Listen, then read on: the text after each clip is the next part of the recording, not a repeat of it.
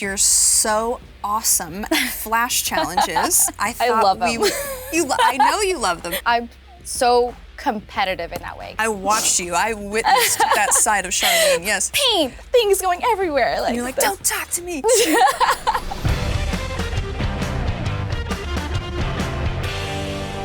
Hey everybody, welcome back to No More Ink, the ultimate deep dive into the contestants of Ink Master who also happen to be some of the strongest artists in the game.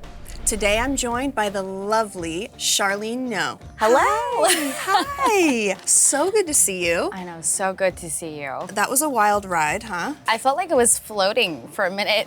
Yeah, it's like an alternate reality. It took me like a minute to just kind of settle in, like, oh my gosh, like I'm on the show that I've always wanted to be on. You were so delightful through the entire competition. We always adored you and your artwork. So let's get to know you a little bit better. How old are you? Where are you from? I'm 31 and I'm from California, Orange County. California girl. What style of tattooing do you specialize in? I kind of like to say that I do it all. I love the color work. I love like color realism, even black and gray. I love doing all different types of style of tattooing. And it's cool because when I walk into work, it's different every day. Keeping it interesting. Keeping me on my toes. So tell me how you started getting into art. I heard a little tidbit about you starting with face painting. Yeah. Is that true? Yeah. I've always been doing art my whole life. I think the start of it was my mom giving me a whole wall in our home and she's like,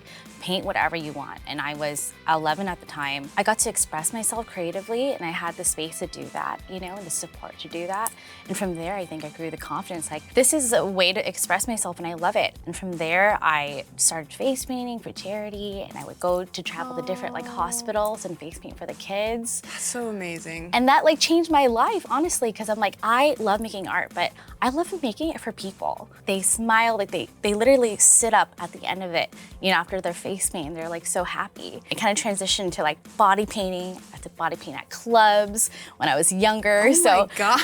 Like full body painting at like, at like nightclubs? Yes, I can body paint you too. I still do it. I want to go to a club where people are body painted. I got to body paint live on a stage, so like making art like on the spot is something that's like familiar to me. Isn't it incredible when parents can be so supportive, even from such a young age, and be that voice in the back of your mind, urging you on, right? Like pushing you forward. It makes such a difference, especially like with my background being Vietnamese. It's not very common in my family to like encourage like to be an artist as your career. That wasn't something that anyone had done before me, so they didn't know what it looked like. It was more like a hobby. I had to advocate for myself. Yeah. But once they saw me like really put 100% in it, like this is something I love to do, they were like, as long as you do it to your fullest, we back you up. Yeah. And that makes the world of a difference. So you've always been in art, you've always been supported in the art world. Mm-hmm. How did that evolve into being a tattooer? In 2011, it was my 20th birthday, and my then boyfriend, now husband, had kind of pushed me into it. He's like, hey, I think you can make tattoos. He actually helped to push me into that, as well as my parents. They were so supportive. My 20th birthday, they got me like tattoo starter kit, you know, like one of those like really like funny janky ones with like little tattoo machine. Gosh. It was like a skull tattoo machine with like, and like the preset like 5 dinky colors and like just, you know, random stuff in this kit. And I remember thinking like, oh my gosh, what? How is it that my parents are like gifting me a tattoo kit? Because that was not something that I would expect at all, especially from like strict Vietnamese parents. That for them was almost like a, like, we know that you are an artist, so go and be an artist, you know? And it's like the most beautiful thing. So did you use the tattoo kit? Yeah, I did, on my husband.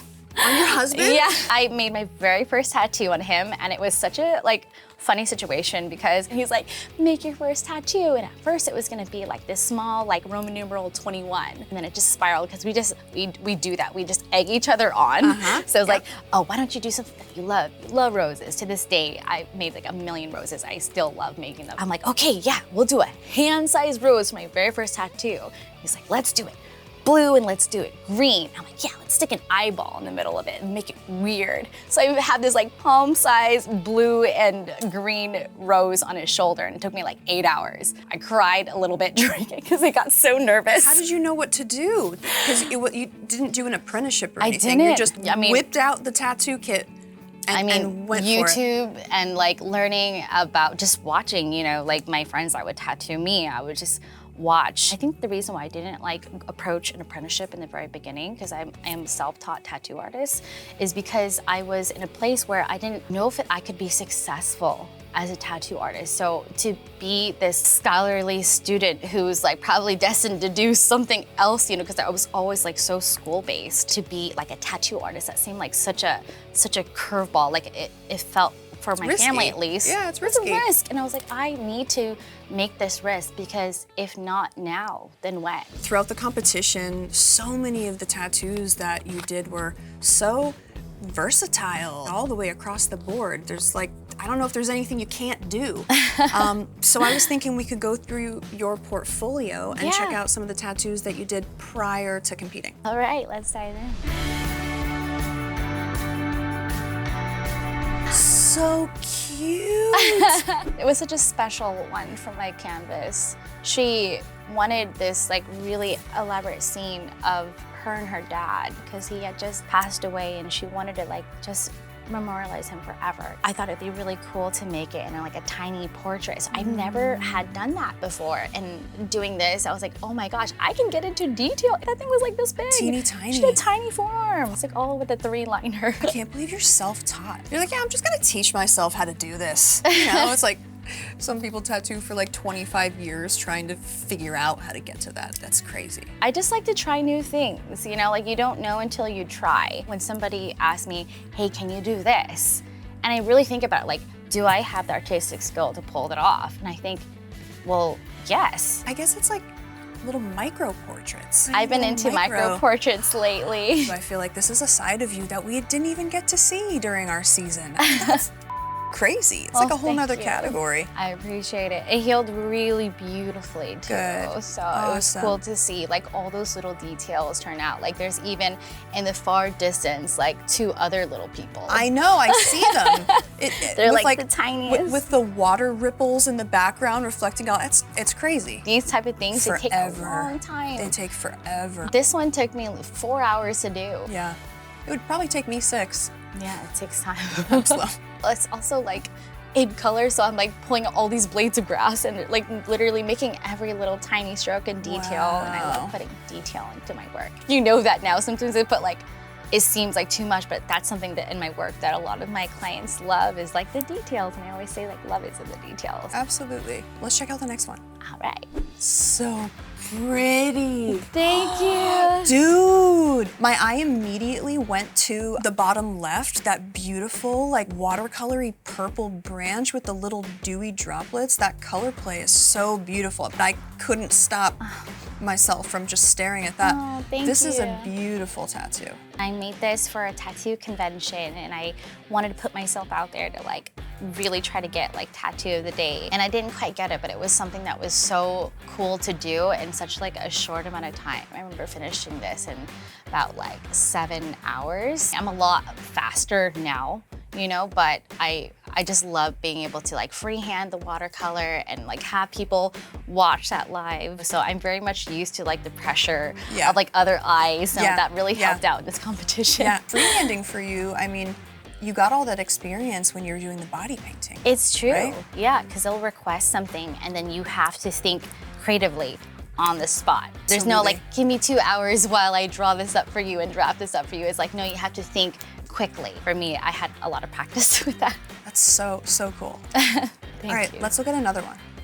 Oh, I remember this one. This is a huge tattoo. It is huge and it's super detailed. So she actually, I remember my canvas that I made this for, she was inspired by those really cool like under the sea portraits that are super detailed with lots of different things. Because usually when I think like under the sea, I'm thinking focused on like 1 to like 3 different elements and explode it and make it bigger. But she's like, I want it to be like an I Spy book. So I think there's like over 20 like different like little animals in there. And how do you even attempt it? You do it piece by piece and you keep adding and adding. How many sessions was this? I think it was like 5 different sessions. I really just try to like work with my canvas and what they're comfortable with, you know? And totally. For her, that was a good pace. And we were able to focus on section by section. It was really fun because looking back at it now, I'm saying like, oh my gosh, there's a lot in there between like the little coral dolphins and like a whale, like orca whale, like going on top of it. Any like 2-inch by 2-inch square of this tattoo,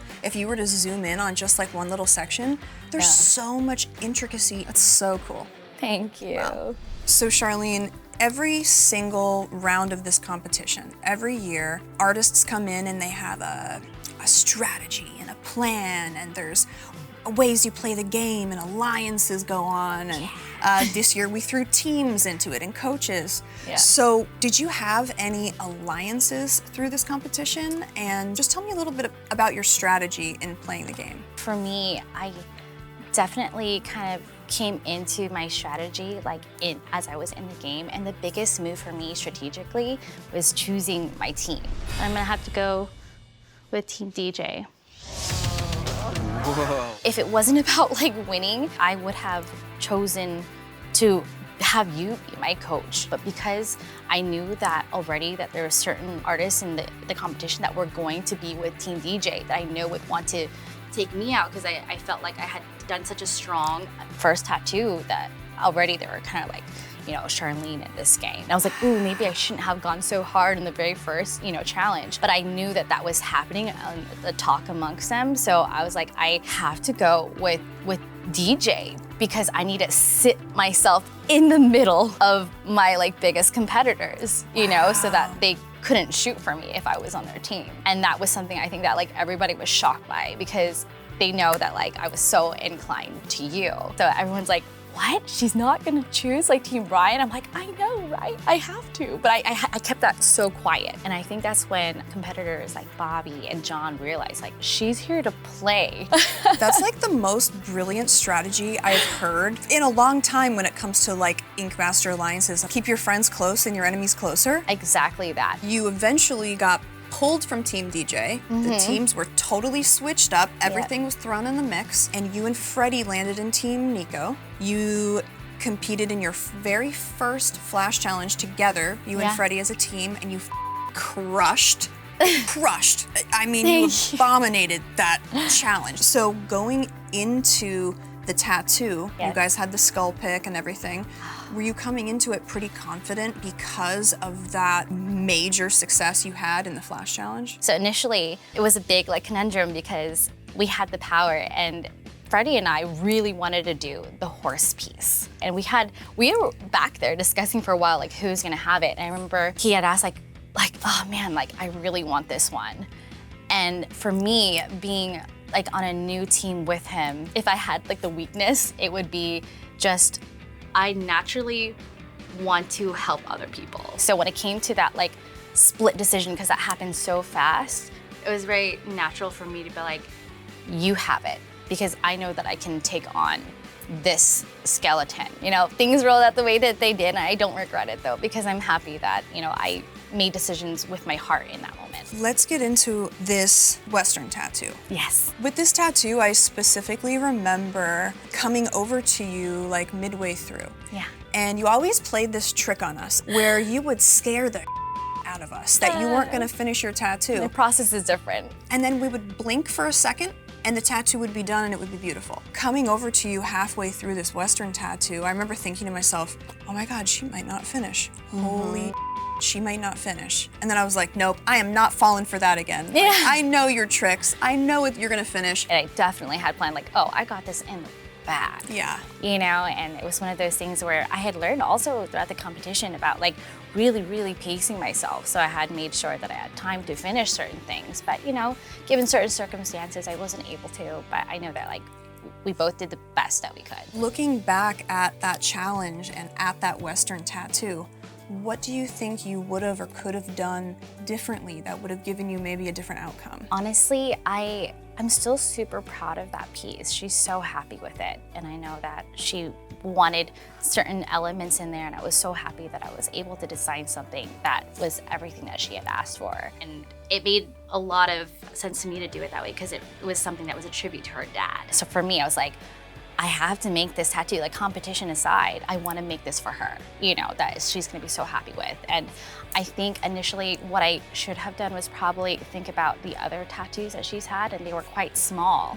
And I should have really taken that into account of like, oh man, this piece might be a little bit more than she can chew, sitting wise. And it had proved to be that way because, you know, like tattoos, they hurt and they're sensitive, especially like in a competition setting where there's like so many other outside forces that get in your head, you know, as you're sitting there as a canvas, there's mentally you're going through your own battles. So I can only imagine what she was going through. Yeah, and it's not like, you know, a private studio or, you know, a comfortable tattoo shop. It's like, it's an arena in there, an arena, and there's cameras, tons of people, all of that. Going darker in like the rib cage and in the sockets of the eyes and really boosting that contrast would have really helped bring this together. I just don't think that you were given the opportunity with your canvas to really create your vision. Being there like on the bottom, yeah, that sucked because I didn't see myself going home for that tattoo. Because even though it was unfinished, I still thought it was like a strong tattoo, you know. And it was. I can only imagine how you guys must feel. And I think about that every time. Like even though I was down there and I should have been feeling my own emotions, I was thinking about how hard that must have been for you guys. Oh yeah, no, we've had eliminations where I've said to the other judges, you know, like, I would rather eliminate myself than eliminate this person right now. Possible. Yes. I volunteered to be eliminated. I volunteered, yeah, because it's painful. Unfortunately, my vote is for Charlene to go home. Not only do we get invested in the competition, but like I've been there. I know. I've been there. I've been in the bottom multiple times. I've been standing there being critiqued on a piece of art that I just spent hours on. Your energy and your brain and everything you have to give goes into these pieces. Yeah. So when you have to critique them and send someone home on those pieces, it sucks because it's not like they come easy. It's a hard thing to do. I think that's what I really respected and appreciated so much about this panel of judges. You guys are all artists, you know. Joel himself is also an artist. Having that perspective and going into it and having to be the person to like give the critiques. As artists, you know, being critical of our own work, I just felt for you guys. Yeah, it's crazy. I'm naturally very like empathetic, so I just like, oh, that must be hard. I felt it. Well, Charlene, since you're so awesome at flash challenges, I thought I love them. I know you love them. I love them too, to be honest with you. It's one of my favorite things about this entire competition are the flash challenges. I'm so competitive in that way. I watched you. I witnessed that side of Charlene, yes. Paint, things going everywhere. Like, and you're like, don't talk to me. Let's bring it back. Let's play a little game. Let's do it. So out of all of the games that we're playing, this is my favorite game. Okay. The Sketch It Challenge. So you have your tablet in front of you. You're gonna sketch on that, whatever the secret word is that I do not know yet. And I'm gonna watch it on the screen and try to figure out what the heck it is that you are sketching. I'm gonna sit up for this. Okay. Game face. All right. Let's go. Chrysanthemum? Is that the wrong flower? Notice how I'm doing it. Line drawing? Continuous? Yes, but like, continuous? yes, Continuous? Continuous? Yes. That was it? Wow. Okay, cool. All right, let's do it again. Okay. I could do this all day. Round 2. Okay. Ding, ding. Here we go. Hive caps. Exploding honeycomb. I mean, I've done it in tattoos, but not like quick like this. This is a challenging one. 3D? Yes. 3D tattoos? Yes. Is that it? Yes. Woo! I need like an hour to do it, but yes. Good job, Ryan. Me? You? How did you figure out how to get that translated? Good job, Charlene. What about you? What can we expect from Charlene in the future? A lot of things. I'm already thinking of like, now that I've done this, the possibilities are endless. I've always been all about like giving my heart through art, and hopefully I can expand my platform a little bit more to continue to do that in a bigger way.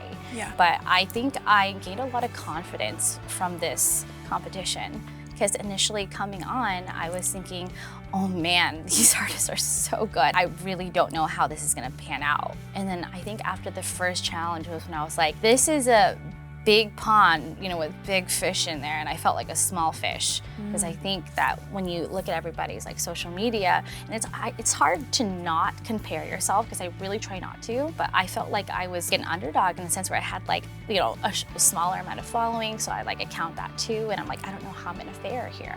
But after the first challenge, I was like, you know what? I'm a big fish. You're kind of a badass. And it was cool to like come into that in the confidence, you know, and gain that confidence for myself. I just want to keep making moves in my life that align with what makes me happy. And I know that in that way, good things are just gonna come, as they have, like this opportunity to be on Ink Master. Like it still gives me chills every time I say it. I know. You know? But you know what? You specifically deserve all of the good things. You are lovely. It was amazing watching you tattoo. It was amazing watching you compete. It was amazing having you here today and actually getting to know you a little bit more. And so thank you for everything. Thank you. Yeah. And thank all of you guys for tuning in today. And don't forget to subscribe to the Ink Master YouTube channel for everything Ink Master.